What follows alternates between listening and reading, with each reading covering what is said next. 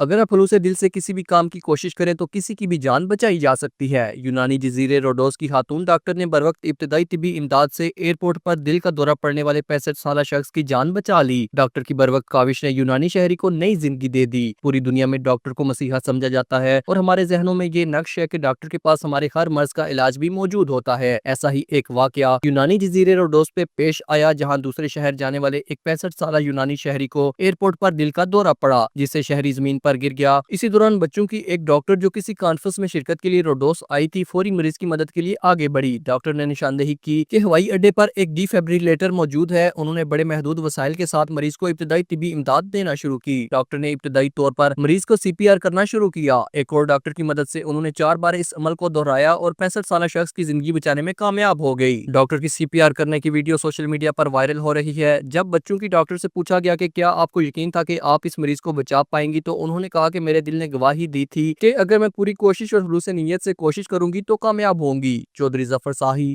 JK news, یونان۔